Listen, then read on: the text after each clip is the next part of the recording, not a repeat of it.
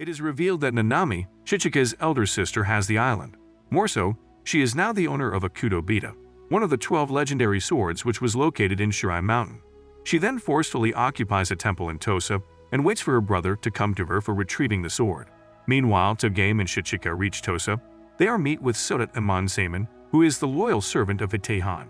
He informs them the culprit who stole the sword is Nanami, and she laid claim to the Goken Temple, where she currently resides. They go to meet her when she challenges Shichika to a duel for the sword. He is hesitant but agrees to fight. Moving at a rapid speed, he dashes into Nanami, but she remains unfazed. He tries a bunch of moves on her, but they all prove to be useless. Shichika then tries his ultimate move, but Nanami flawlessly counters it and attacks him. As he falls to the ground, she reveals that she held back, and if that was not a fact, Shichika would have died 272 times. Shichika asks his sister how her frail body allowed for movements such as those. She undresses and shows them that the evil blade, a Kudobita, is now stabbed into her chest, allowing her to forcibly numb the elements of her body. She also points out that Shichika's move has a fatal flaw. After the duel, Emanzaman retreats to Hitehan's castle to give her a report. He tells her that Nanami is a monster and should be avoided if possible. While Shichika and Togame stay at the castle for the time being, they see the massacre that Nanami left at the temple. Togame decides to try to negotiate with her. Nanami tells her that Shichika used to be an acute blade, but now resembles a rusty one, also stating that there is no reason to avoid a mortal fight. Togame then heads to Shichika, who has been depressed ever since he lost the battle. She tries to console him and explains the flaw in his attacks. Becoming more motivated, he goes out to improve his moves while she thinks up one of her strategy. She then meets again with Nanami and has a chat. Nanami reveals that their father was exiled, not only because the shogun feared him, but rather also because of allegations he killed his wife, her and Shichika's mother. Claiming that this is inevitable in their family line, they set a time for their next duel. As the date and time for the duel arrive, Nanami and Shichika stand in an arena lit brightly via candles.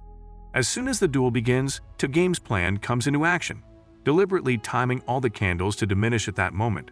She seals Nanami's eyes, making her unable to observe Shichika's improved attack. He successfully attacks Nanami and she falls to the ground. He pulls out the blade from her chest and throws it to Togame.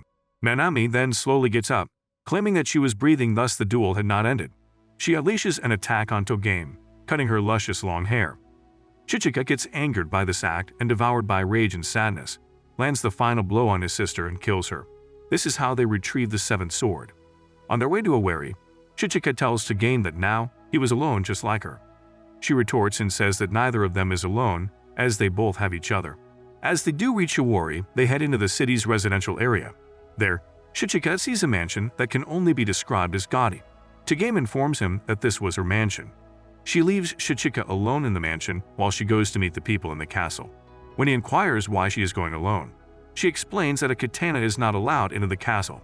Now facing boredom, Shichika decides to start training. He is interrupted by Emanzaman, who invites him and Togame to his master's castle. He agrees but is later scolded by Togame for this action as she doesn't want to meet her. They then reluctantly head to meet Hitehan, a beautiful yet cheeky young lady. She immediately makes fun of Togame and her new hairstyle. They have a heated argument filled with insults before sitting down and having a proper discussion. Hitehan informs Togame that Shikazaki Kiki's lost workshop is in Lake Fuyo, adding that the lake is now protected by a doll named Biori-go. Togame thanks her for this information and sets out in order to find the shop. Hum sends Emanzaman to show them the way to the location, who completes his task before leaving. As they reach Lake Fuyo, they get a room in a local inn to rest. The next day, they encounter Biori-go as it makes its rounds on the lake.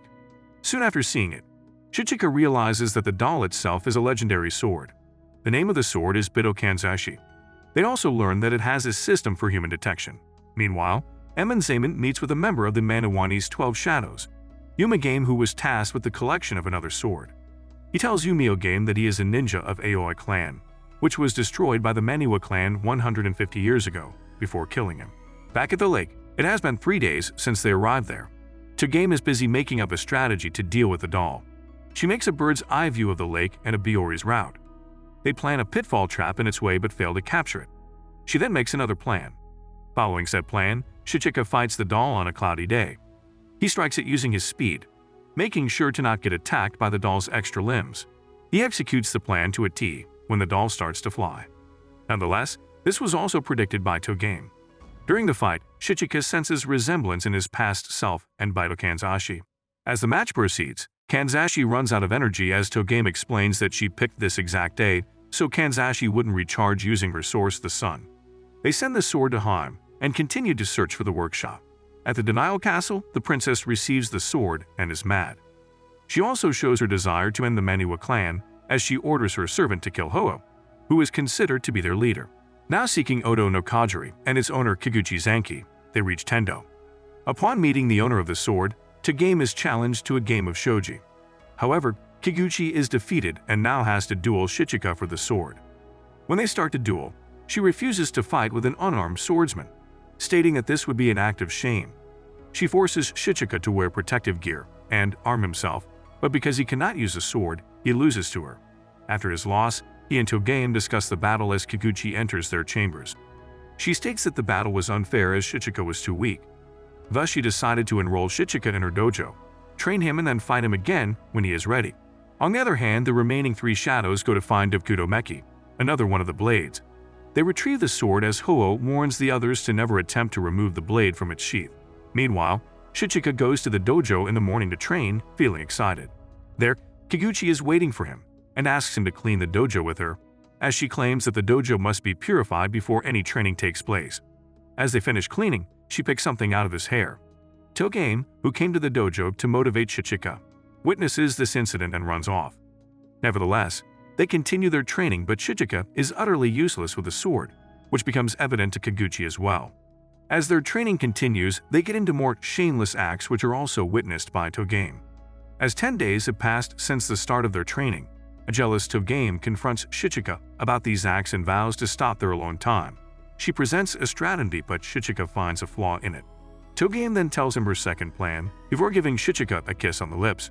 Meanwhile, Emanzaman, tasked with killing Ho-Oh, sneaks up on the Manawani leaders after they retrieve the sword. Upon noticing his aura, all but Ashidori run away after putting up a smokescreen. They both battle it out, but Emanzaman emerges victorious and kills Ashidori with Entoju, yet another one of the blades. On the other hand, Togame makes Kiguchi duel Shichika again. As the duel begins, Togame messes with Kiguchi by verbally making shojin moves, and the distracted Kiguchi mentally tries to counter her, but is unable to do so. Shichika then rushes in and gets a fluke shot on her, and wins the duel, causing them to get the ownership of Odo no Kajiri. The duo then travels to the execution ground in Oshu. It is revealed that this now desolate plain was once Togame's hometown, as well as the place where her father and all his men were killed. They look for a sage named Higeki Rin, who has possession Sito Hikari, the template they seek. Higeki tells her that she is welcome to take it if she can do it alone. The sage informs her that it is buried about 10 ju deep into the ground where she stands. Togame, who sees his father's reflection in the sage, quickly agrees and uses the shovel provided to her to excavate the sword. As she continues this task for a few days, she collapses during work. Shichika puts her to rest. The next morning, Togame again goes to dig the hole, to which Shichika expresses his concerns, stating how he doesn't like to see her in such a state. Togame explains that the reason she agreed to the plan was that she didn't want to meet Higaki again. After some time passes, Shichika is teleported to an unfamiliar place, which is later found out to be a mirage created by the sage, and meets Higaki. He tells him that his appearance is only the projection of the beholder's memories. He then makes Shichika face his traumatic memories, to which Shichika understands his curse as a Kyoto Ryu. Meanwhile, the last 2 leaders of the Manawani remain. They discuss their plan when Ho-Oh explains that they cannot change their strategy at this point, and should continue to Ashu to strike a deal with Togame. He also informs Penguin that he must take responsibility for losing 10 out of the 12 shadows, and thus also needs to step down from Way of the Ninja, tasking Penguin to lead the new generation. On the other hand, Emanzaman returns to Hetaiheim's castle after failing to assassinate Ho-Oh. Hetaiheim makes fun of him and tasks him to find the connection between Shichika, Togame, and the execution ground. We also learn that Hetaiheim is a descendant of Shikazeki Kiki, and that is how she knows so much about the legendary katanas. Cutting back to Ashu, Shichika tells Togame about his encounter with Higaki. He tells her that Higeki said Togame has forgotten something important, and could only find it after facing her past traumas. She also advises him to fight Higaki, if possible, as it will prove to be beneficial. Heeding Togame's word, Shichika decides to fight the sage upon their next meeting, and learns from that battle the reason why he fights, which is for Togame's sake. Meanwhile, Togame is digging the hole when she finally realizes what Higeki meant. She finds the sword and along with it, she remembers the last words that her father spoke to her. They tell Higeki that they have discovered the sword. He congratulates them and tells them Kyoto Ryu is also a katana of Shikazaki Kiki. On their way back, they meet Penjin laying on the ground with a fatal sword wound on his body. Back to the present, we learn that Emonzaemon faced against Ho-Oh and Penjin. As the battle between Ho-Oh and Emonzaemon begins, their skills are equally matched. Penjin throws the Dokudo Meki to Ho-Oh so he can use its power to defeat his foe. But the katana unsheathes itself when Ho-Oh catches it. It releases its venom into him, using which Emonzaemon is struck easily. After dealing with him, Ho-Oh turns his blade on his ally and fatally wounds him as well. That is when Shichika and Togame find Penjin.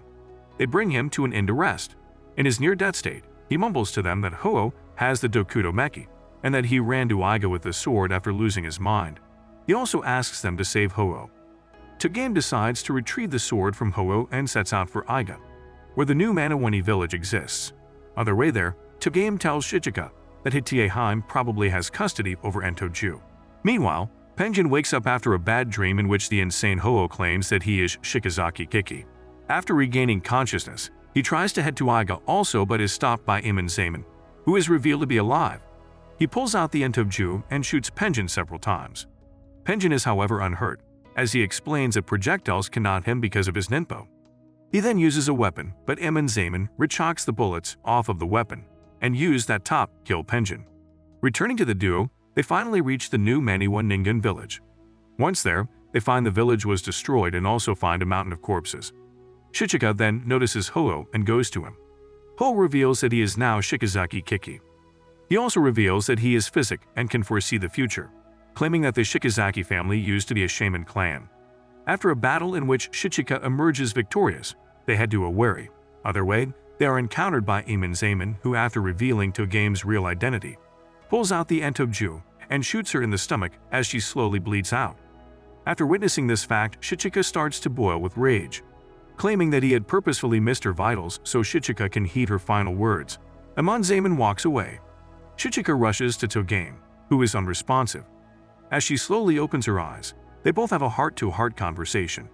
She tells him that she was a disgraceful woman because she thought of everything as tools and pawns for her revenge. She gives him one last command, which is to forget about her, the journey they had, and to live a happy life. Shichika starts to cry as Togame slowly bleeds out in his arms and dies. On the other hand, Hitai Han goes to the Owari castle to have an audience with Yaneri Masatsuna, the 8th shogun of the Owari shogunate. They discuss the matter in hand, which is that Hitai Han is a descendant of Shikazaki Kiki. As they have their conversation, Emonzaemon informs her that Shichika has broken into the castle. Emonzaemon conveys him the message that he is waiting for him at the top, and to get there, he has to defeat the 11 samurais of the shogunate to Shichika, who can be seen with lifeless, crazed eyes. As he breaks deeper into the castle, he is faced with all the 11 legendary swords of Shikazaki Kiki that he and Togame had collected together on their journey. One after the other, he destroys all the sword he had collected over the year. He finally faces Hitai Heim and Emonzaemon. Han goes upstairs, telling Shichika if he can come up, she will allow Shichika to kill her, commanding Emonzaemon to kill him. As they both start to fight, Shichika breaks Emonzaemon's swords, evading all his attacks. As the battle progresses, Shichika tells him that he had come here with the intention of dying. Emonzaemon then pulls out Entoju and starts blasting at his opponent, who gets injured but is not phased. They both unleash their ultimate moves and the intense fight ends with Shichika's victory. Battered, bruised, and filled with gunshot wounds, Shichika enters the shogun's chambers, where he and Hitai Han wait. He decides to spare Hitai Han's life and moves to kill the shogun. As Masatsuna tries to back away, he asks for mercy, claiming that he is going to give the land he owns to Shichika. But this does not interest him, as he states that he must finish what he and Togame started. He kills the emperor and destroys the castle in process. As some time passes, it is explained that nothing much had changed. Masatsuna's oldest son became the 9th shogun after his father's death. Shichika and Hitai Han travel together as he wanders the land, something he had promised to do with Togame, but could not accomplish. With this, the story of the swords come to a close.